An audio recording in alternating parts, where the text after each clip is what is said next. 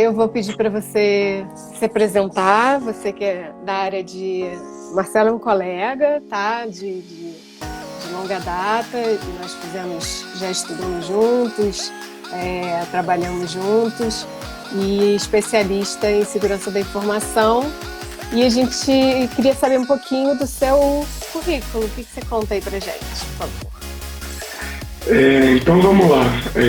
O pessoal diz que eu sou bem meio camaleão, né?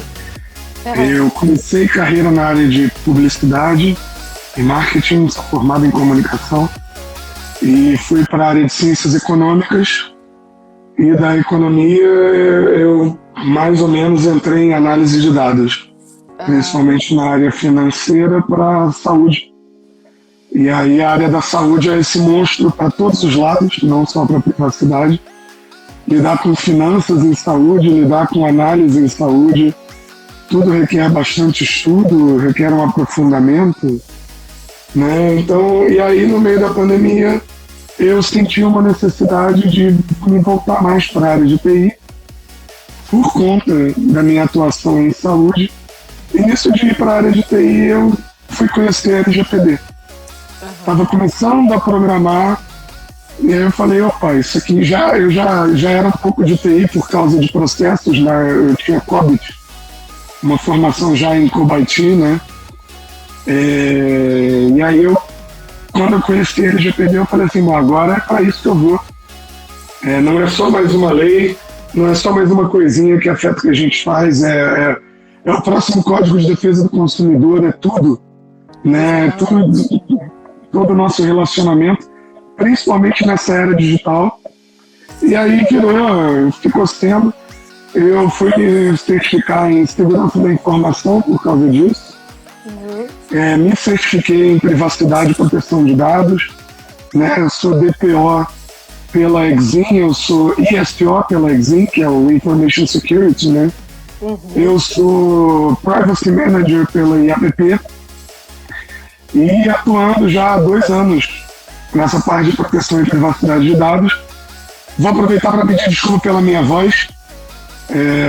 Fico uns diazinhos dormindo meio mal, que a gente fica um pouco assim, né? Vai lá embaixo a nossa imunidade. Mas estamos aí para... Sem problema. Estamos aí para trabalhar, tá com porque... um pouquinho de garganta. O rio chega muito rápido, né? Você também é membro do Comitê de Governança, né? Da NPPD, não é isso? Da NPPD. Eu comecei a minha atuação na NPPD pelo Comitê de Segurança, mas assim que formaram o Comitê de Governança, eu já estava na porta, né? Batendo, pedindo minha carteirinha.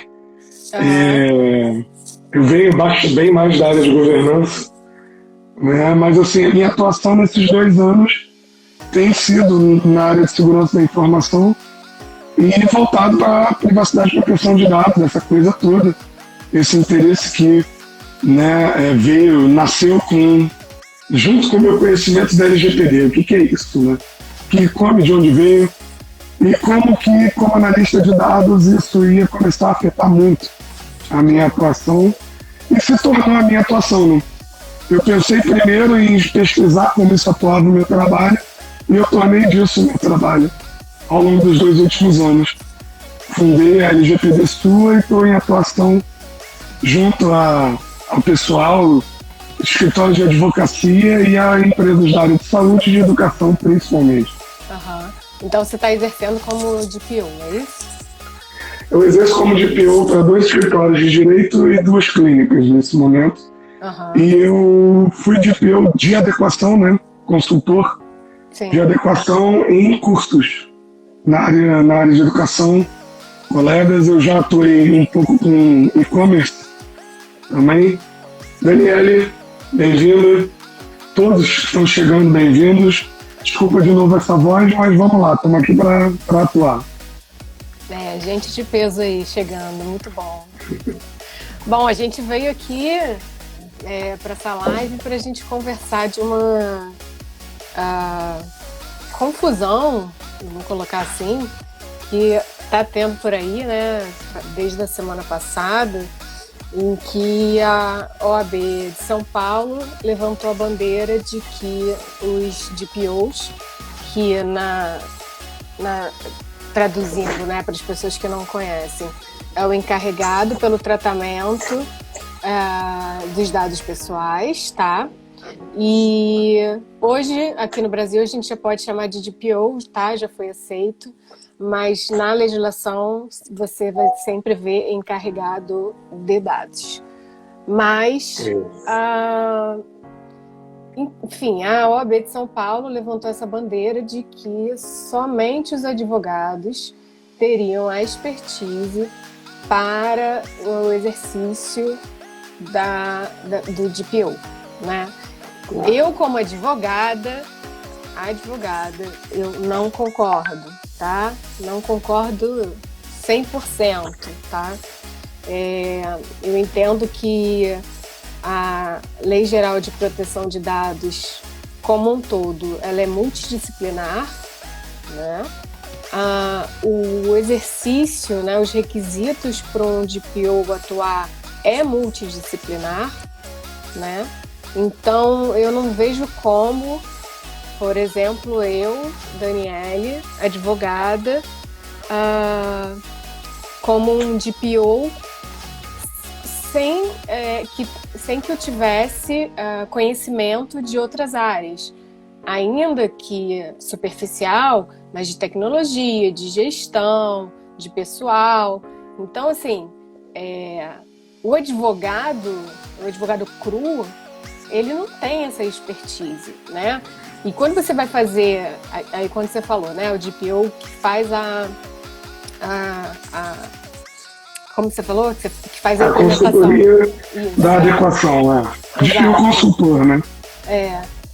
Então, esse personagem, então, assim, é mais importante ainda que ele tenha um conhecimento vasto de tecnologia da informação, porque, afinal de contas, os incidentes, a LGPD, né, a adequação, ela não é só uma adequação de documentos, né, ou seja, de contratos, de políticas de privacidade, disso, daquilo, mas é também toda uma nova ordem, uma reorganização na empresa de cibersegurança, né? É aquela coisa de você verificar as senhas, se os programas são legitimados ou piratas, aquela coisa que são pequenininhas, mas que você vê acontecendo inclusive em grandes empresas, né?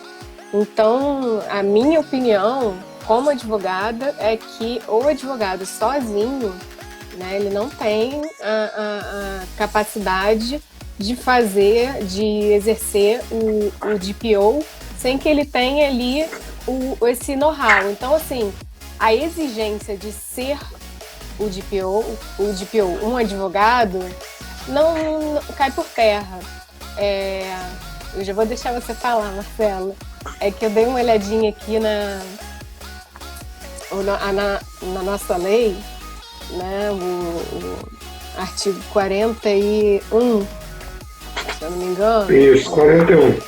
41, parágrafo 4º, ele foi vetado. O artigo 41 é onde trata... Notório saber jurídico, doutor. Exato. O artigo 41 é onde fala o que é o DPO, quais são os requisitos e as funções de um DPO, né?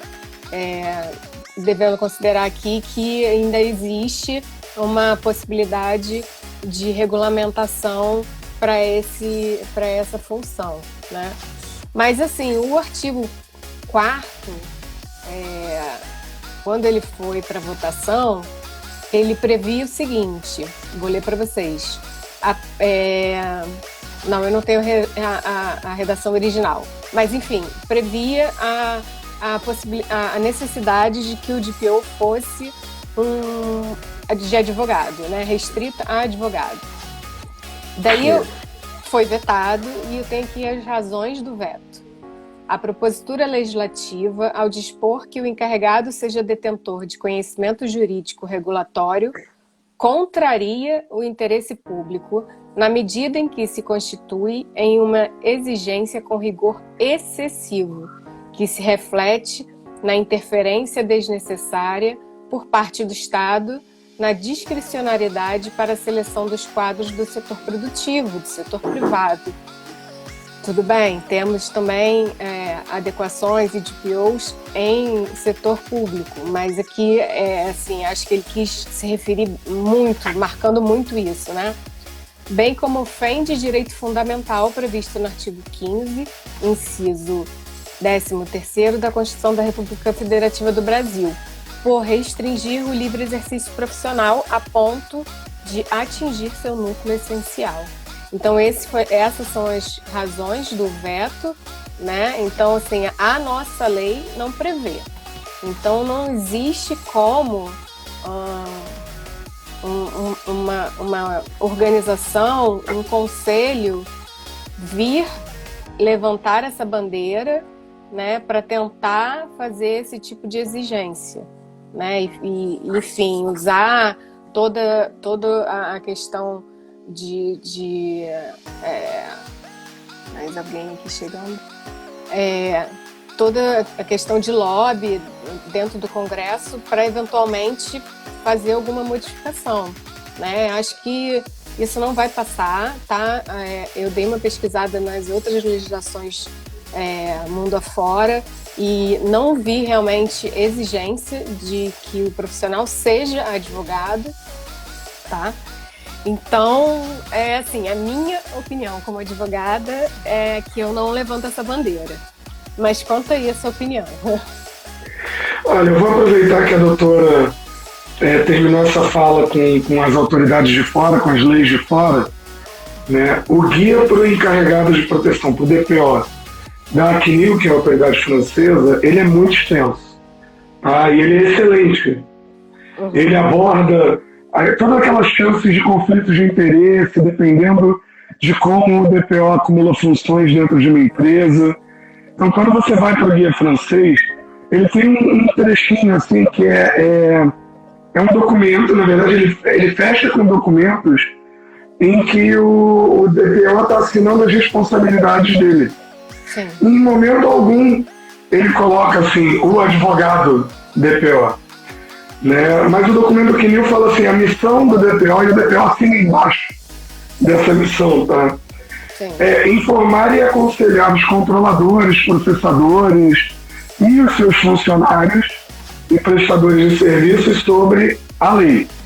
Monitorar o compliance às regras de privacidade, regulações acessórias do setor onde a empresa atua, nacional e internacionalmente onde aplicável.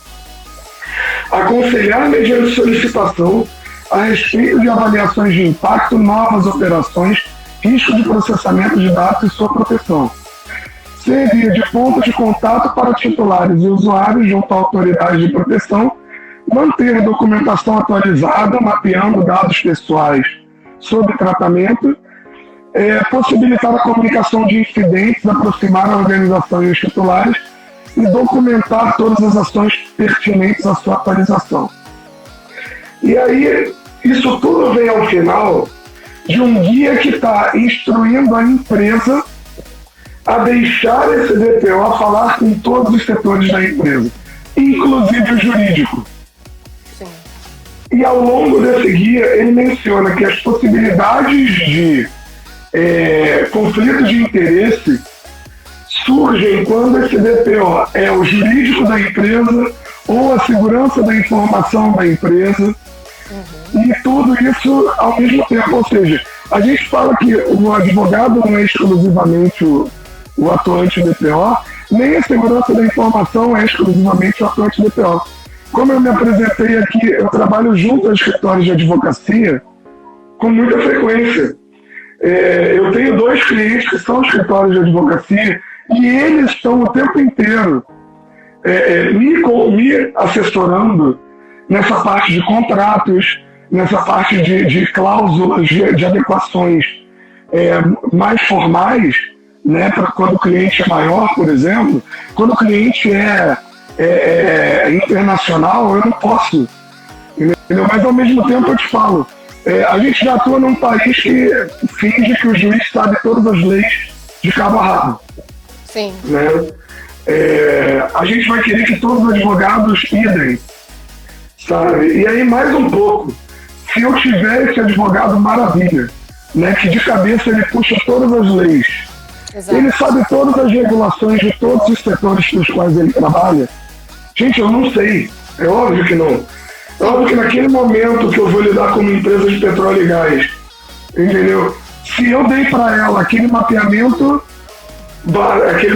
copia e cola, que eu trouxe de todas as outras empresas com as quais eu trabalhei, eu chego para o RH e falo, olha, bota isso aqui no seu contrato, né? Para o seu colaborador interno e para os seus terceirizados. E aí, na hora que esse cara vai embarcar numa plataforma de petróleo, desculpa, a CLT é fichinha para a quantidade de dados de saúde a mais que você precisa apresentar para conseguir embarcar esse engenheiro.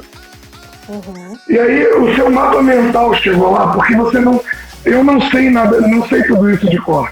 As resoluções navais para embarcar esse cara, eu não vou saber de cor, mas eu preciso saber que elas existem. Na área da saúde, né, Agência Nacional de Saúde Suplementar, Conselho Federal de Medicina, tudo isso está regulando ao mesmo tempo. Não, e assim, desculpa te cortar, mas assim, nem o advogado sabe de cabeça todas essas regulamentações, tá?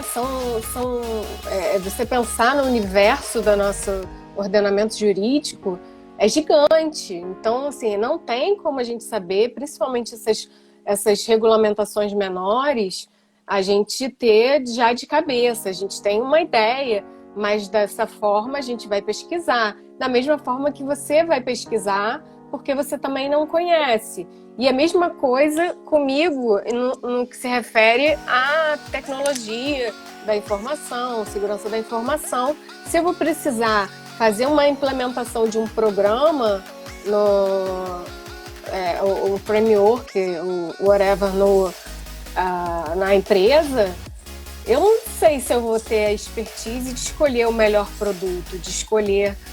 óbvio, eu vou fazer o meu trabalho, eu vou pesquisar, eu vou contar com as parcerias que eu tenho, mas assim, não existe você fazer determinadas coisas sozinho, né? Tem um querido professor que fala, sozinho a gente não vai a lugar nenhum, né? É junto que a gente anda. Então é junto que a gente consegue, sim, fazer um melhor trabalho para aquela empresa, que aquela empresa fique adequada à Lei Geral de Proteção de Dados, né? Porque o que se espera do DPO? O DPO tem que ser comunicador, o DPO tem que ser oficial de segurança, o DPO tem que ser advogado, o DPO tem que ser empático, mas tudo isso, na verdade, quando você chega nessa abordagem multidisciplinar, por que você está pensando dessa forma? Por que ser tão abrangente? Porque cultura de privacidade não é uma coisa que você simplesmente chega na empresa, nas meia dúzia de workshops, levanta, né? Começa a mandar aqueles e-mails educativos, panfleto, faz o cara assinar e tal, e a empresa da noite pro dia fez. Entendeu? Quando você começa a entrar no trabalho dele, quando você bota a mão na massa, o Siriane falou, é um trabalho em equipe. Quando você bota a mão na massa, né, a primeira coisa que você faz, e eu não estou tirando da minha cabeça, nem a gente está falando aqui só de curso ou certificações que a gente fez. Quando você bota a mão na massa seguindo a ISO 27701, a primeira coisa que você faz é um comitê. E não necessariamente um comitê. Vamos lá para pensar em código, pensar em frameworks de governança. O que você está procurando, na verdade, são líderes de privacidade. A empresa é enorme, então você vai precisar daquele cara que acredite na causa em cada setor. A empresa é menor, então você vai precisar daquela uma pessoa que está indo. É um gerente, é um consultor externo que você está colocando dentro da empresa. É você que está indo, mas bem ou mal você está elegendo aquelas pessoas que vão disseminar, né? E aí sim, quando você tem um caminho para estabelecer uma cultura de privacidade, você vai atrás das ferramentas, você vai começar a colocar as ferramentas, você vai mapear. Aí, como você vai mapear? Tudo bem, o advogado faz as entrevistas, né, dentro da empresa e ele faz aquele mapeamento de papel. Uma empresa pesada em dados, você vai mapear dentro do banco de dados. Outro dia eu estava falando com uma colega, né? SQL Select? Pode ser SQL Select.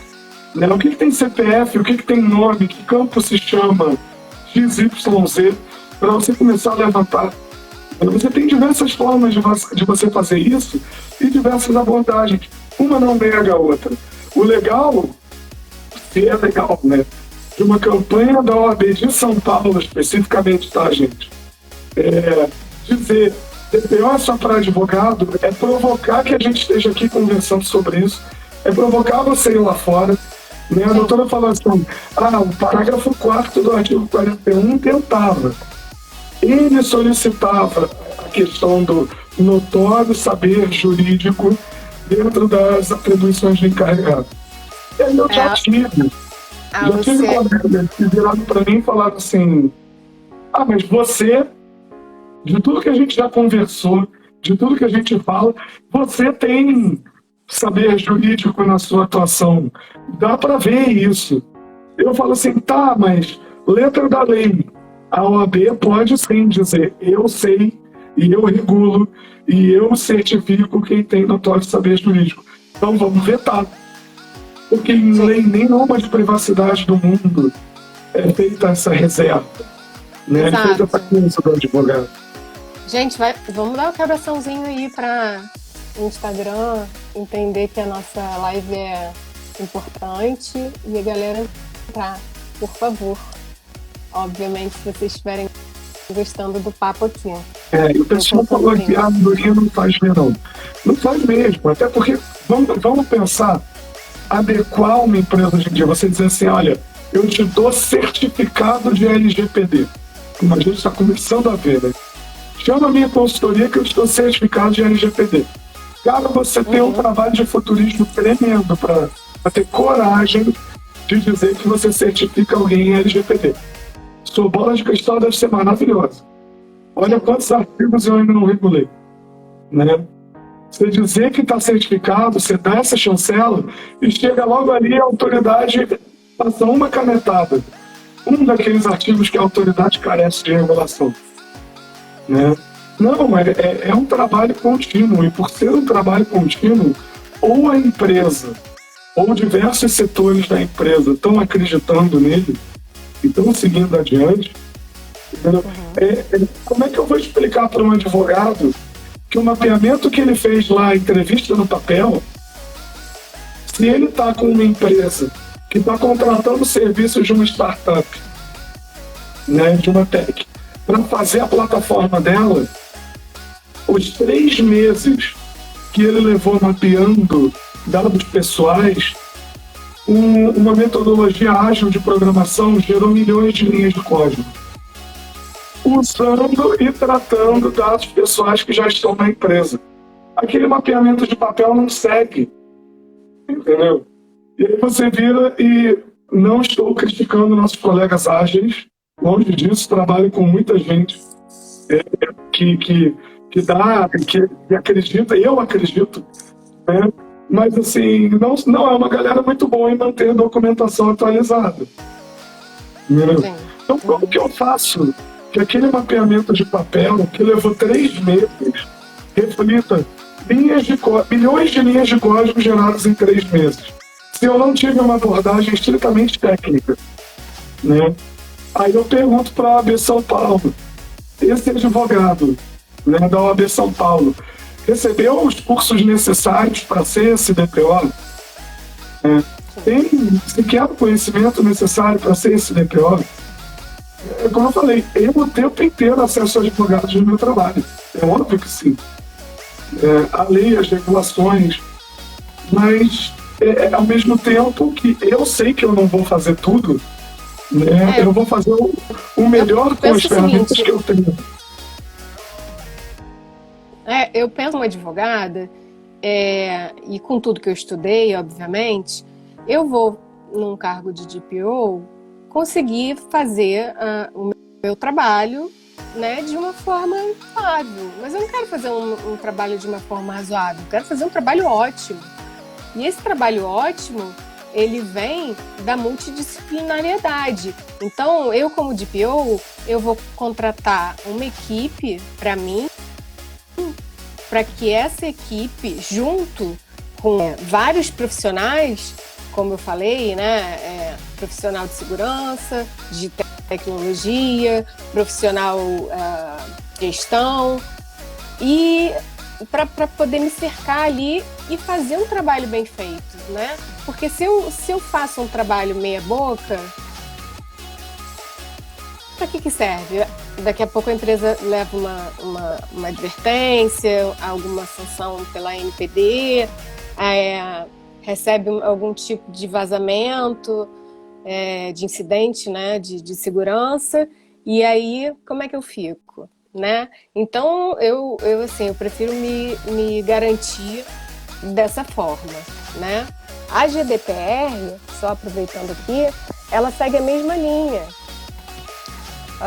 O encarregado de proteção de dados, vou ler aqui para vocês, o artigo, anotei aqui, artigo 37. Seção 4, artigo 37, tá, do GDPR. O encarregado da proteção de dados é designado com habilidades profissionais e, em especial, nos conhecimentos especializados no domínio do direito, das práticas de proteção de dados, bem como na sua capacidade de desempenhar funções referidas no artigo 39. Ou seja, ele diz que o DPO, de fato, ele precisa ter algum mínimo conhecimento de direito. Claro que tem, né? Mas levantar a bandeira de que o trabalho é exclusivo de um advogado, eu não concordo. Eu acho que sempre nós teremos um trabalho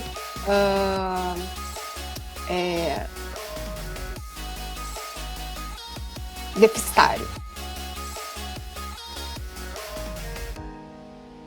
E se a gente, por exemplo, eu acho que está falhando um pouco aqui para mim, não sei se a minha conexão é da doutora. Mas se a gente pegar aquele guia dos agentes de tratamento que a ANPD lançou, já tem até um tempo, né? E que a gente pode criticar imensamente que aquele guia coloca o encarregado dentro de um guia de agentes de tratamento, quando o encarregado não é um agente de tratamento, mas ok. Ele aborda a prática, né, o trabalho do encarregado, e quando ele fala assim, considera-se que ele tenha liberdade na realização de suas atribuições. No que diz respeito às qualificações profissionais, estas devem ser definidas mediante o juízo de valor realizado pelo controlador, considerando conhecimento de proteção de dados e segurança da informação em nível que atenda às necessidades de operação da organização. Ou seja, até agora, a ANPD ainda não regulou o encarregado, ela está regulando o encarregado. Enquanto a gente conversa aqui, já houve consulta pública, várias outras coisas. Mas a pouca regulação que ela soltou, expressamente definindo as qualificações profissionais do encarregado, exige conhecimento de segurança da informação. Entendeu? Então não é uma coisa que você vai ver na prova da OAB. Entendeu? Com certeza. E eu acho que a frase colocada aí o mínimo de conhecimento é a chave, né? É o que é necessário. Eu tenho que ter o mínimo de conhecimento, óbvio, até para eu fiscalizar o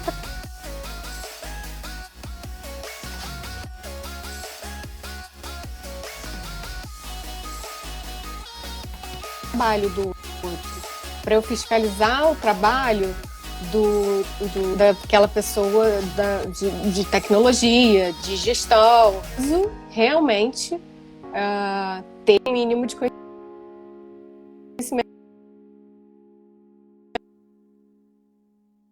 em todas essas áreas, tá?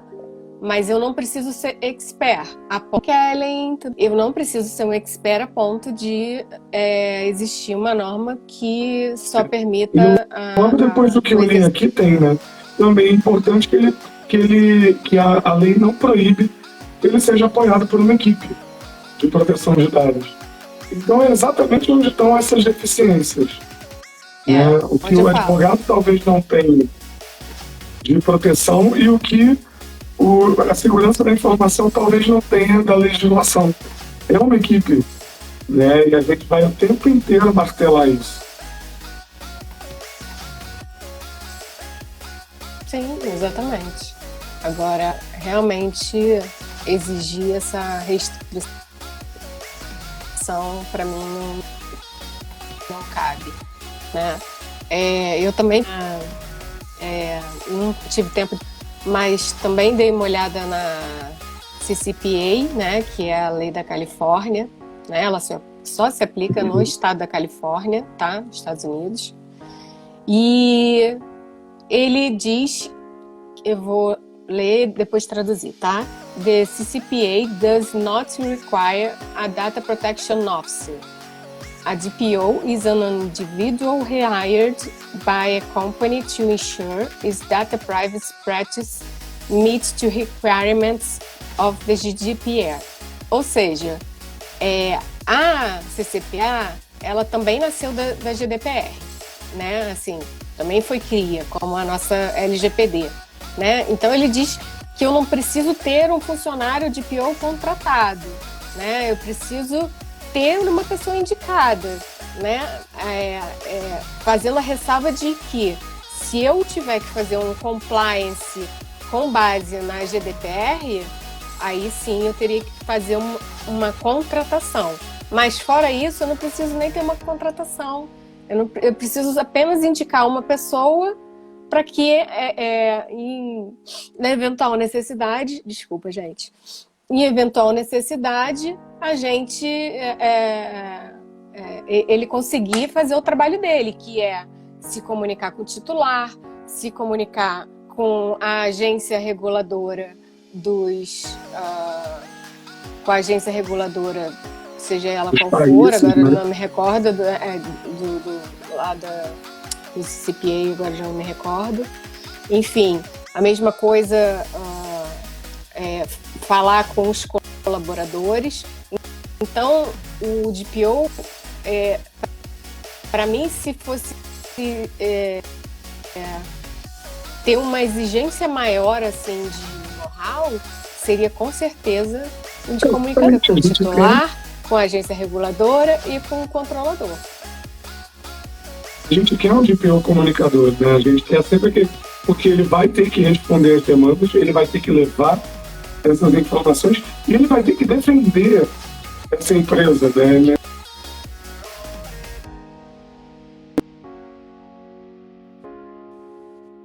Mas uma coisa que, para não parecer que eu estou só no meu quintal aqui, um exemplo que eu já dei com colegas nossos, eu falei assim, gente, eu já tive uma situação que a regulação era tão específica e era uma coisa totalmente voltada para tributário.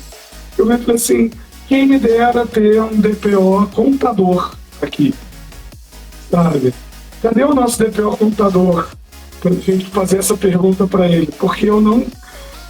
É aquela coisa que eu perguntaria para o meu contador e que dizia respeito a dados pessoais da empresa. Eu falei assim, eu não conheço esse, mas deve ter, sabe? Como tem eu, como tem a doutora, né? E eu fiquei pensando, quando a gente pensa em todas essas áreas de atuação, e principalmente esse dever que eu li aqui, do guia francês, né, da CNIL, de não só estar dentro das leis de privacidade, mas estar dentro de todas as regulações setoriais que possam interferir no tratamento de dados pessoais daquela empresa, ou exigir, né? Olha o tamanho do escopo da atuação do DPO. Nós, como DPOs, seja o DPO as a service, seja o DPO que está dentro da empresa, né? E você não dá para você fixar isso em uma atuação profissional, em uma carteira, em uma certificação. Né? Quando a gente está o tempo inteiro, é o que eu falei, se o mapa mental já tinha essa informação, eu não estou dizendo se você sabia isso de cor, estou dizendo se você sabia pelo menos o caminho para você chegar lá. Né? O que a doutora falou, tem que saber o mínimo para a gente não ser... para você não ser enganado pelo seu mecânico quando você levar seu carro lá. Quando você dirige o carro, você precisa ser mecânico? Não. Mas o mínimo para você não ser enganado por ele te faz bem, sabia? Né? Então, você assim, saber o mínimo ali é mais do que necessário para justamente não acontecer esse tipo de situação.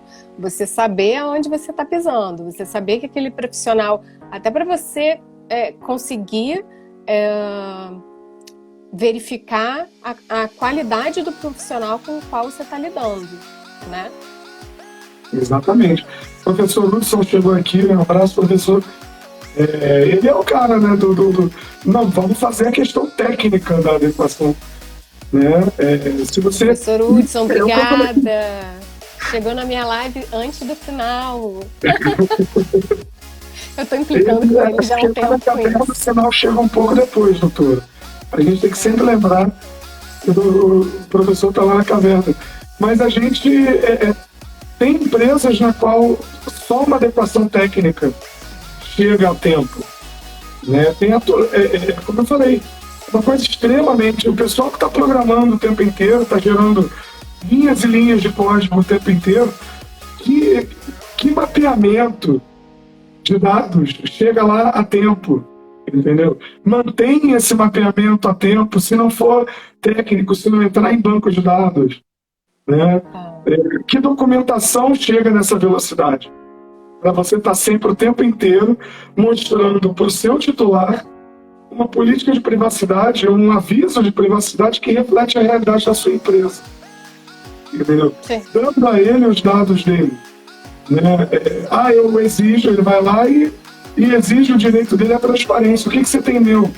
Você vai copiar e colar banco de dados para ele? Você vai dar para ele uma documentação de 3 anos atrás, 4 anos atrás, quando a sua empresa ainda não vendia pelo WhatsApp. Defasada.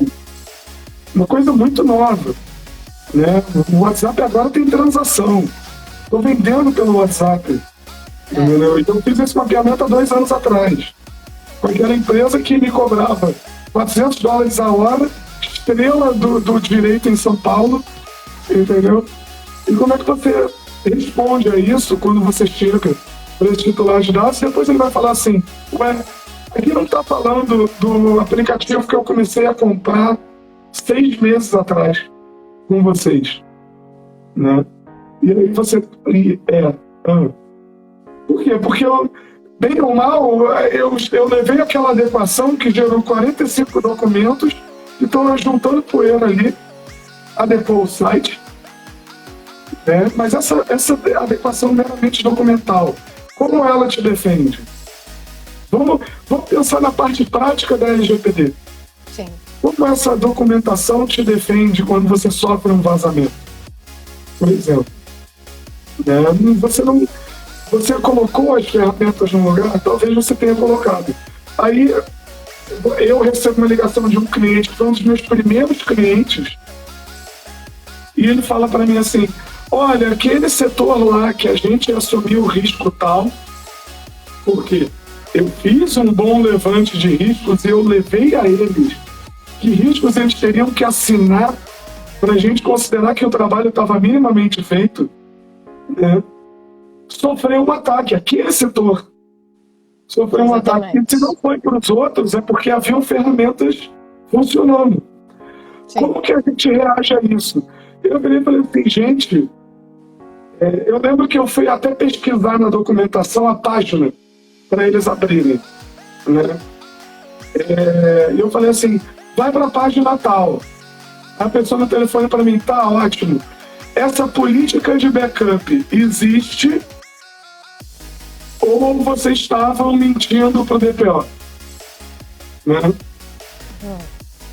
E aí, porque a adequação, o DPO orienta, hashtag inclusive da NPPD, né? O DPO orienta, mas a empresa tem que ter uma política e documentos que reflitam a realidade dela. E aí os caras falaram assim, não, é verdade, Marcelo, a gente não assinaria aquilo se essa página não fosse verdade. Então cadê esses backups? E olha, tem um orgulho, tá? Eles subiram os backups e o setor subiu de volta. Eu levei esporro no fim da brincadeira porque algum funcionário de lá descobriu meu telefone e me ligou brigando comigo que ele ia ter que refazer 48 horas no trabalho dele. Falei, cara, 48 horas ou 15 anos. O lixo de backup é assim. Se vocês não tivessem o backup, pensa em refazer 15 anos no trabalho da empresa. Com certeza. 48 horas é fichinha, colega. Com certeza. Aqui, nosso querido professor Hudson colocou aqui. Uma saída para isso são auditorias semestrais de forma interna para comprovar ao órgão de fiscalização. Então, para não ficar só no papel, faça-se auditoria. É o que já falei uma vez, se eu não me engano, eu acho que, não sei se foi na live com o Marco Antônio ou com a Daniele, no sentido de que a conscientização ela tem aquela primeira fase lá, né, do início do projeto de adequação, mas ela continua ao longo do tempo, porque você tem que você criou um processo novo, um procedimento novo, você vai lá e faz uma nova conscientização. E daí vai. E na parte de final, que é o monitoramento, da mesma forma. Então, essa questão de conscientização, auditorias, realmente é muito importante para manter o trabalho atualizado, né? Exatamente. Eu tive uma conversa com o TI de um clube de futebol e ele falou assim, não, mas eu já fiz a minha parte que o jurídico mandou, eu coletei consentimento de todos os sócios. E aí eu parei, o jurídico mandou. E eu fiquei pensando no trabalho que aquela TI teve, sabe?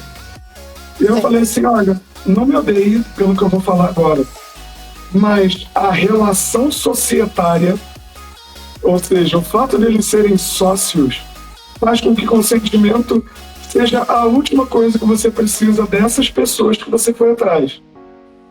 Eu brinquei com ele, não joga fora sua plataforma, não joga fora essas provas que você coletou, mas a gente tem que pensar onde na lei isso deveria estar encaixado fora do consentimento.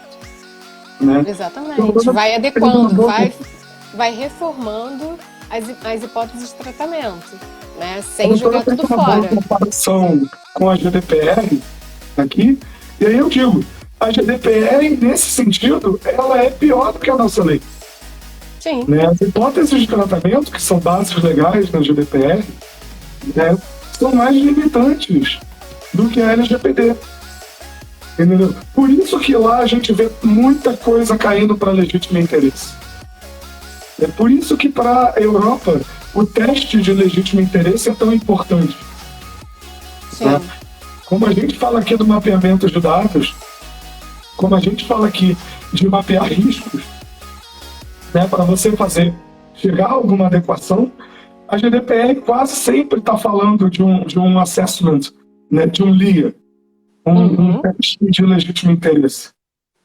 Né, porque muita coisa, cara, questões financeiras caem para legítimo interesse quando a gente tem uma hipótese de tratamento só para isso, só para proteção ao crédito. Exato. É que a gente não tem. Então, até isso... Por isso lá é exigido o LIA, né? Outra questão muito controversa aqui, né? No Brasil, né? De se exigir o LIA ou não, né? Na verdade, a nossa legislação não prevê, então não há necessidade, né? Agora, no GDPR, se você está trabalhando com ele, você tem que saber, e você tem que fazer, e você tem que apresentar, né? Exatamente. E aí eu te falo, A gente trouxe muita coisa da Europa, é óbvio. A gente vai usar direito comparado o tempo inteiro. Mas a pior coisa que a gente trouxe foi esse vício em consentimento e essa fixação com cookies. Né? Não é à toa, a autoridade acabou de lançar um guia sobre cookies.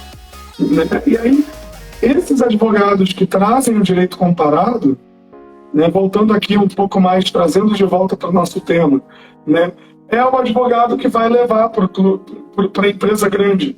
Olha, coleta consentimento de todo mundo. Olha, cadê nosso aviso de cookie? Olha, cadê nosso... E aí você tem que o tempo inteiro falar...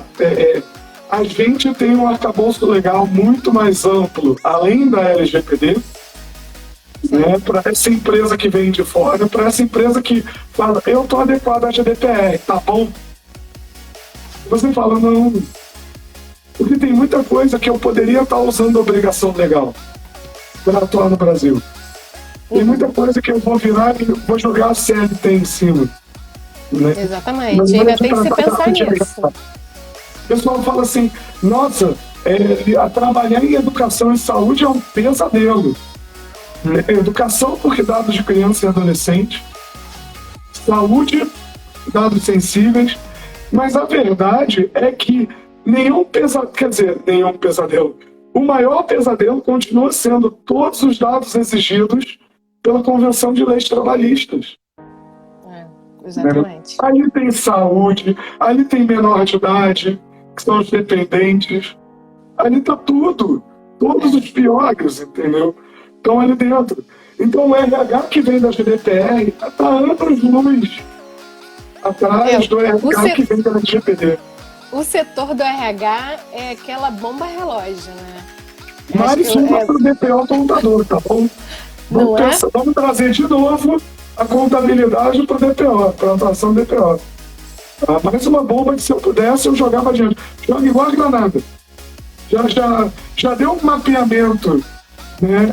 Aquele bonito de riscos e tratamento, mapeamento de maturidade de TI, professor Hudson, para quem não me deixa mentir. Joga lá e manda alguém preencher dentro da empresa. É igual a granada, todo mundo corre, cada um para um lado. Sim. Né? Quem é o DPO que vai pedir essa maturidade de TI bonita e mapeada? Mais uma vez, não está na prova da OAB. Entendeu? Sim. Esse cara não está na OAB. E tudo bem o DPO da OAB. Como eu falei, eu não trabalharia sem advogados. Não tem nem como, gente. Entendeu? Mas não é exclusivo. Né? Eu ouvi argumentos em defesa da OAB-SP dizendo assim, mas o DPO tem que dar parecer. Não. Tudo bem, parecer é coisa de advogado.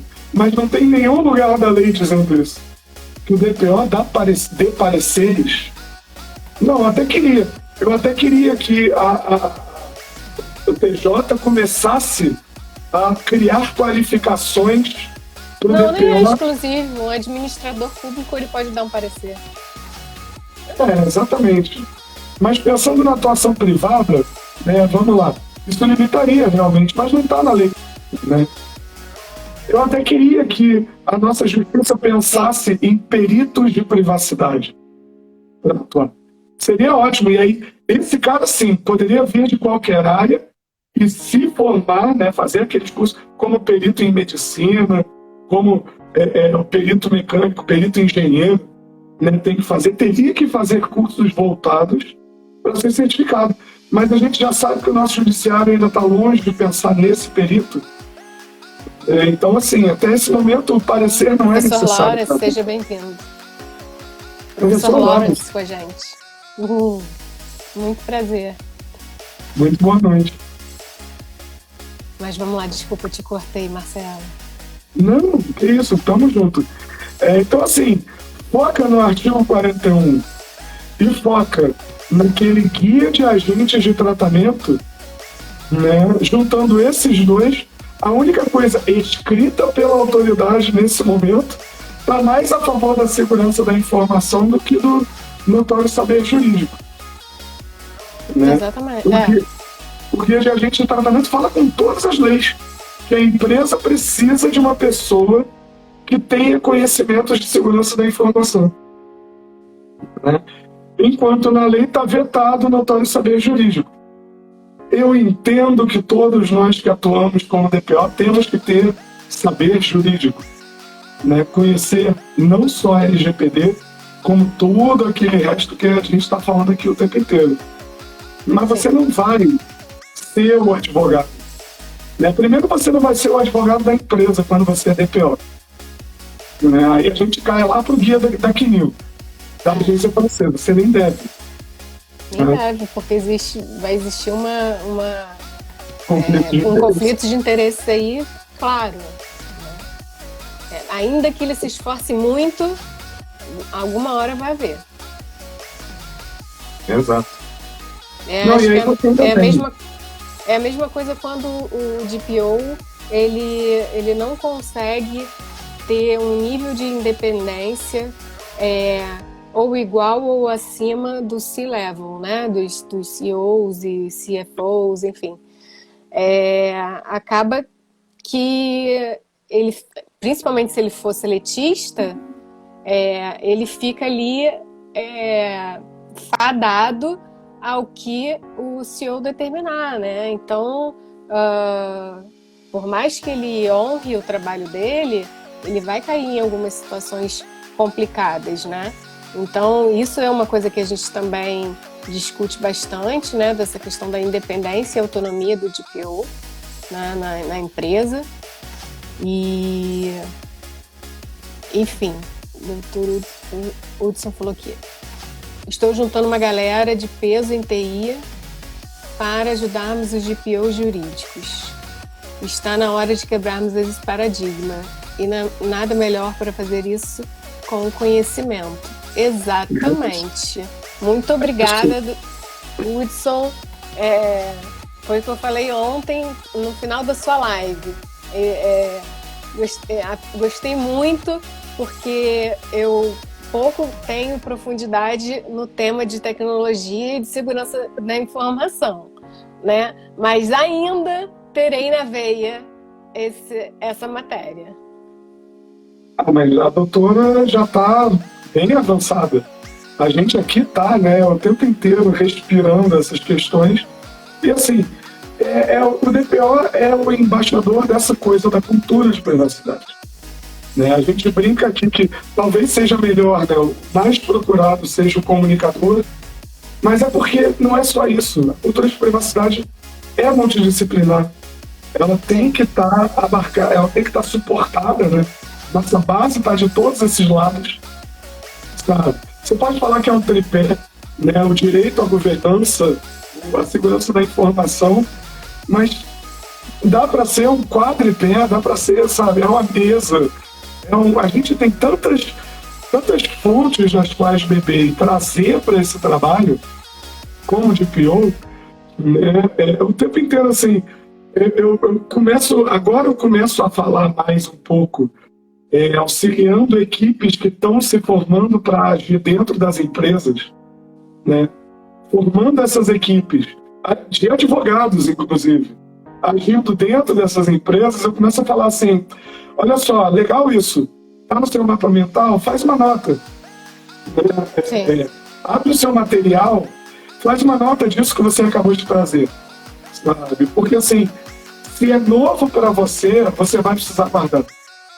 Sabe? Não é uma coisa que você atuou agora e vai morrer, porque enquanto a gente está conversando aqui, você fala assim: isso aconteceu quando eu precisei para um cliente, o advogado traz, quando eu precisei para um cliente levantar uma regulação setorial de um negócio que eu até pensei, cara, eu nunca precisei usar isso. Eu falo assim: legal isso, fez uma nota, sabe? Tá no seu mapa, tá no seu escopo, né? Você é aquele farol agora. Você não tá só dentro do direito, sabe? Você tá iluminando diversas áreas, né? E você tá vendo o que pode trazer. Gente, dado pessoal tá em tudo, né? A gente tem que pensar o tempo inteiro assim: você não vai fazer esse mapeamento, né? Qual é o meu mapeamento de dados? Tudo que a empresa faz, acorda teu, mas você vai estar pensando dentro da sua atuação o que disso afeta o titular lá na ponta. A gente é embaixador do titular dentro da empresa, e aí você é aquele cara. Quando a cultura está bem estruturada já, você começa a chegar no lugar, você DPO essa service, por exemplo.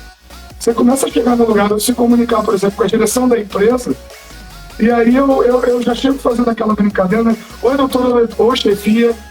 Né? Você chega lá para o diretor, e fala assim: oi, chefia, tudo bem? E você começa a ouvir de volta uma coisa assim: chefe, para me proibir de fazer as coisas. Sabe? Eu assumi aqui que minha bateria tá ficando... Tá. Não, minha bateria tá ficando baixa. Sim. Ele avisou a gente já tá chegando na hora, né, doutor? Já, pois é, mas eu queria ler aqui uma fala aqui do professor Lawrence. Penso que tem um ponto mais estrutural a inserir dentro dos comitês da organização dos modelos de governança corporativa das instituições como IBGC. Realmente. É isso aí. Concordo plenamente. CREAS, SEBRAES, sabe? Tem tantos comitês e grupos específicos que têm a ganhar trazendo para perto essa atuação da privacidade, entendeu? Se você simplesmente levar isso adiante, e é o nosso trabalho, os embaixadores dessa coisa chamada privacidade, que não desliga, né? A gente está aqui num feriado, porque isso não desliga, né? A gente levar isso mais para perto. A gente ama muito esse tema.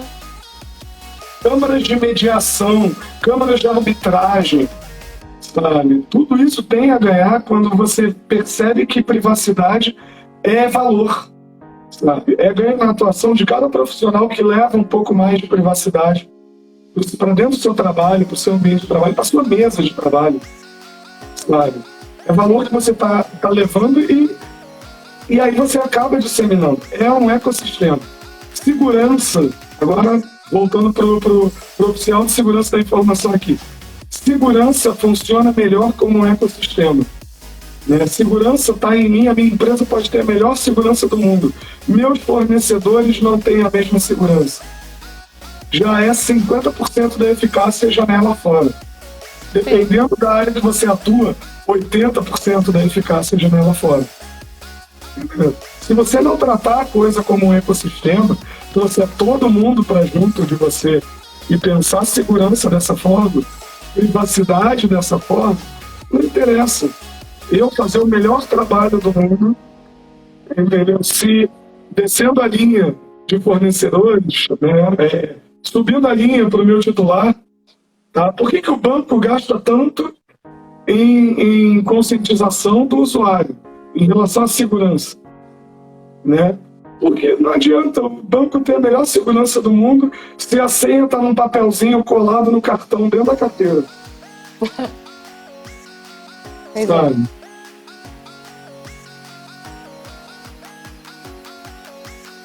É daí que parte essa questão da comunicação. Gente, já estão dando a hora aqui, 10h01, né? Comecei também um minutinho atrasada. Eu e meu negócio do fone de ouvido aqui, a gente não se entende muito bem. Eu tive problemas com o meu ring light aqui, o celular caiu. Tá tudo bem. Quem sabe faz ao vivo.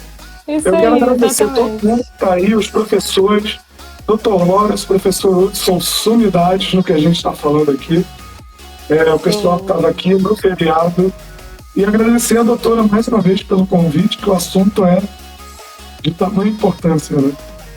Eu que agradeço muito, Marcelo, você ter aceito. A sua expertise é fundamental aqui nesse tema. E agradeço da mesma forma a todos aqui no feriado, 9 horas da noite, agora 10, e está todo mundo aqui junto. Os professores, professor Lawrence, professor Hudson, muito obrigada.